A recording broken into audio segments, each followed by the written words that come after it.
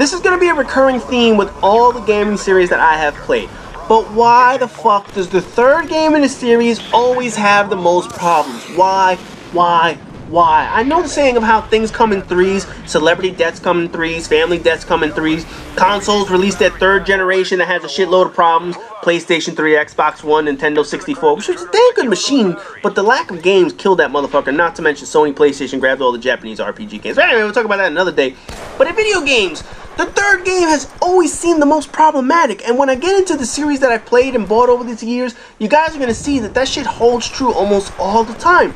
Uncharted 3, Assassin's Creed 3, more like fucking 5, but we'll get into that during Assassin's Creed week. Resistance 3, which I just named, and now Killzone 3. Number 3 is a curse. It's like telling a YouTube auditor, fuck you, fuck you, fuck you.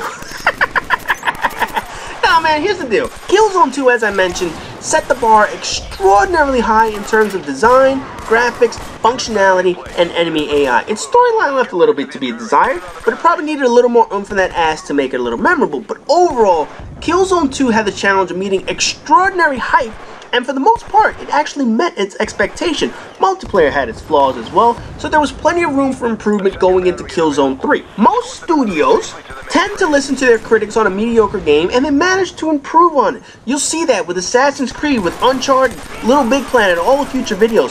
Killzone 2 was the improvement over Killzone 1, and Guerrilla did a damn good job at making the franchise a recognizable name. However, this game was a big step back across the board on almost every facet. It's not just one element or one part of the game. Almost everything took either a small step back or a gigantic Olympic triple-size jump backwards. Let's start with an easy one. Multiplayer. In Killzone 2, multiplayer was killed off by its bad servers. I mean, bad fucking servers. The game modes were things we're familiar with, the perks were things we're familiar with, and it took elements from Call of Duty, Battlefield, to Halo, to plenty of other games to create a decent multiplayer idea, but with bad servers.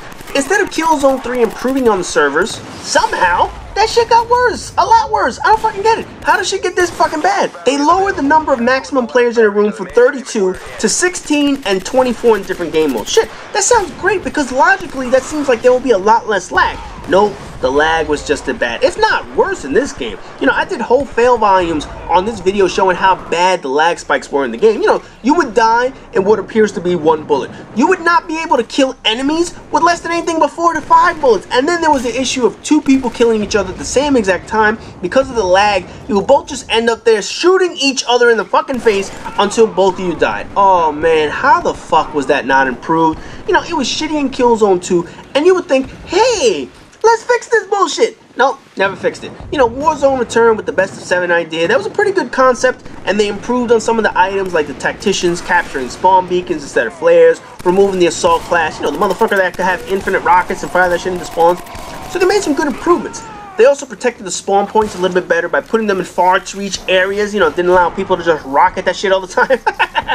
Pretty much they stopped me from firing rockets into spawn points in Killzone 2. That was my only fun I had in that motherfucker. But they put turrets in there to prevent people from running in there and getting kills that fucking easily. And the cool thing that they added, which you guys are seeing in the background, is operations, where they threw in some cinematics into the game where people had to play objectives. You had one side, the ISA, trying to blow up a dam, or free a tanker, or destroy the enemy mall, or whatever the fuck it was. And the Hellgas were basically sitting back and trying to prevent the ISA. Granted, that shit got old quickly, and sinking the ship and all that crap got kind of boring. Also, it basically had one team playing on the offense, while the Hellgas played on the defense the whole time. So the Hellgas team basically just had to sit in camp and make sure that the ISA didn't accomplish the objectives. It was fun for a minute until you realize how much a motherfucker needs to camp in this game. I ain't gonna lie, I like playing as Hellgas because all I had to do was just sit back, camp, wait for some ISA motherfucker to go through a doorway, not notice where I am, shoot him, and I'm protecting the objective. It was so fucking stupid after a while, man. But the concept was fine. It just wasn't executed perfectly. I could have definitely made some improvements to that motherfucker. They also had maps with specialty shit on it. You know, one map had jetpacks. You know, we're not talking like DLC shit here. We're just talking launch material. But they had this one map with fucking jetpacks. So guess what everyone wanted? Yep, everyone wanted their damn jetpack. Everyone wanted to fly around like a fucking superhero and shit with unlimited ammo. It was fucking absurd. Then to really piss people off, to really grind on their nuts, Guerrilla put a spawn beacon inside the room with the jetpacks. Oh, fuck me. Seriously?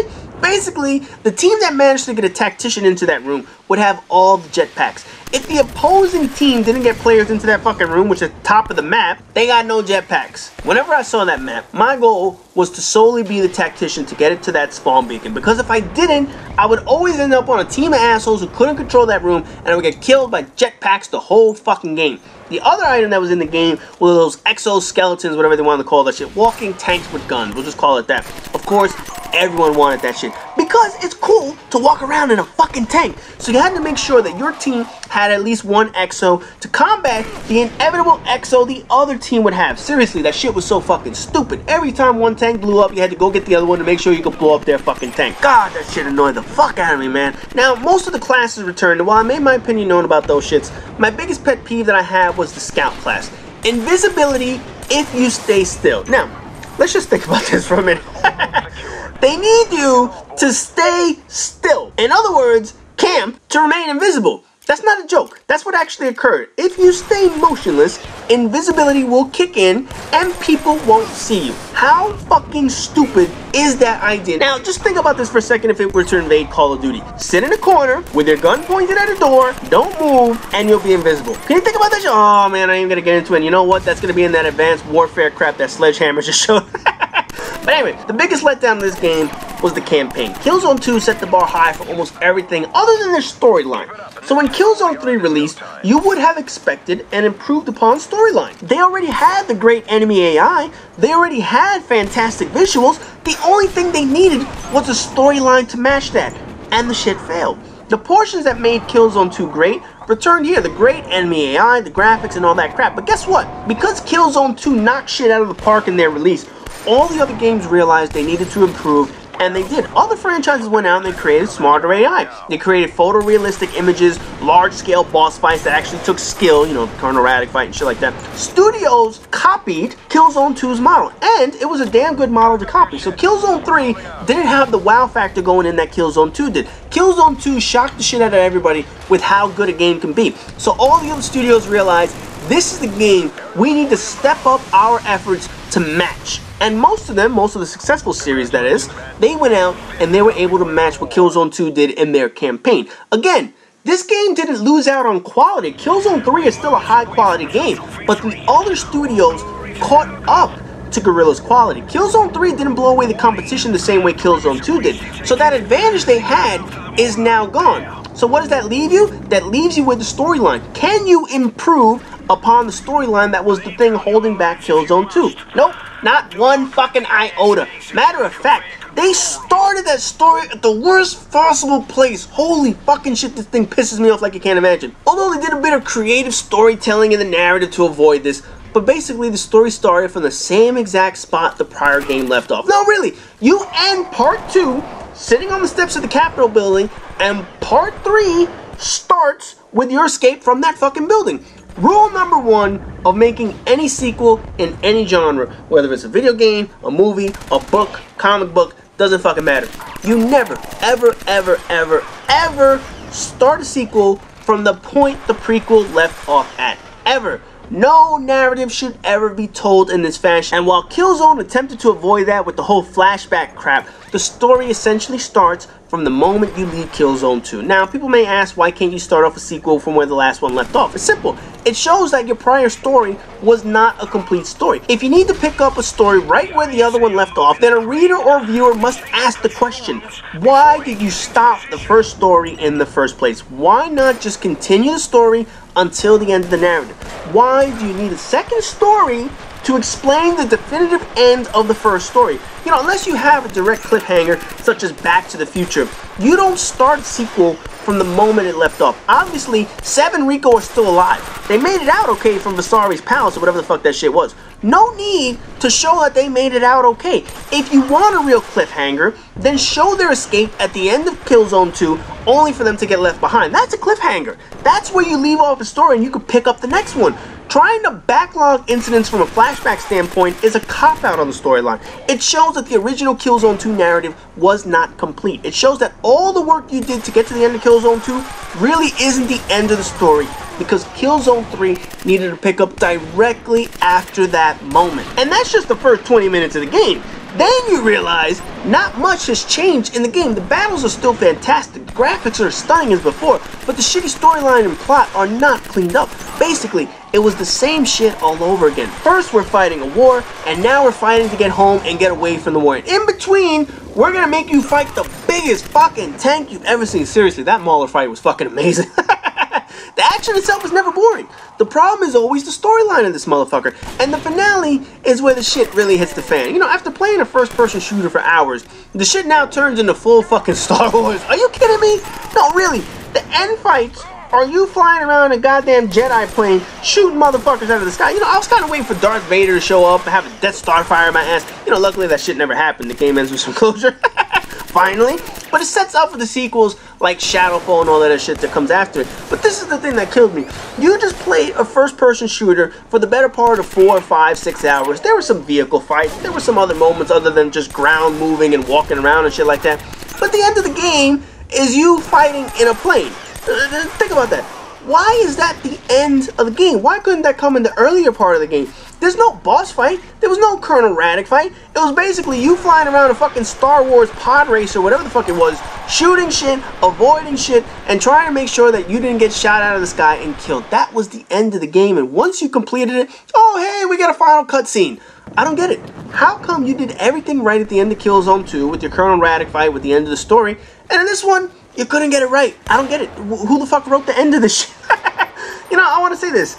The Killzone series, it's impressive to look at. It's amazing fun to watch this when you see the amount of detail that Guerrilla paid to this game, and it has the enemy intelligence worth fighting, but these fuckers couldn't tell a storyline for shit. I know for a fact that the new game on PlayStation 4, although I haven't played it, it's received some high praise for better storytelling, but some of the reviews state they basically took great storylines from other genres and threw that together into the Killzone narrative. In other words, another game, another movie, another storyline did this exact same story, and they just basically pulled it in and copied it into the world of Killzone. You know, it's not incredibly original, but when you see that other books and movies are able to do so, you know that's not a great idea, but it improved on the crap that they had in these two fucking games, man. But anyway, I don't think the Killzone series is a bad series. I also don't think it's a great series. It's certainly not the Halo killer that some fanboys touted this should be when they first saw that goddamn demo. Oh god. You know how over fucking reactive it is? I mean, really, nothing is gonna take down Halo. Nothing. Halo has market when it comes to alien shooters and shit like that. It earned its reputation as Xbox's top series. So all this bullshit, oh, Killzone's gonna beat it, Resistance is gonna beat it. No. Nothing is going to beat Halo. Nothing. Not happening. But anyway, Killzone 2 and Killzone 3 are above average games that advance enemy AI and graphics to a standard that's now expected in video games these days. I mean, look at you, Call of Duty. You need to step your game up. When it comes to your graphics and your enemy AI, you're still behind Killzone 2, which came out how many fucking years ago? But all these shiny graphics, all these intricate details, they all get lost when you have this plain vanilla plot with absolutely no motivation to invest yourself into these characters. Just because there's a war going on and two sides don't like each other, that isn't enough for me to relate to the main character. You know, had Guerrilla thought of a unique and worthwhile storyline in both of these games and not given us some bullshit-ass servers where connections were as random as a fucking pack of Skittles, they could have had a masterpiece on their hands. Instead, it was merely an above-average futuristic shooter that looks pretty, but with no substance. It's like an airhead model who says she's into threesomes, but it has to be with two guys. It's nothing more than a tease with a touch of disappointment. That's the best way I can describe the Killzone series, man. But anyways, this concludes the very first week of saying goodbye to my PlayStation 3. After this, there are 50 more videos to go, and you don't want to miss out on any of these series because I'm going to play all of my games one last time. Now, coming up in the next set of videos is going to be the single most influential game in my collection. This game is going to surprise all of you because I will guarantee you, not a single person will be able to guess what game completely shaped my entire PS3 collection of video games. You guys are going to be in for a story and a half when you see the video that shaped my collection of every single game that I have bought since I've owned PlayStation 3. I'm not going to spoil it, but you guys are just going to have to wait until I post up that motherfucker. I'm telling you now, you do not want to miss that video. So anyway, as always, rate, comment, subscribe, and all that good shit. Next week, going back to my normal shit, getting back into normal videos, and I'll see you guys in the next video.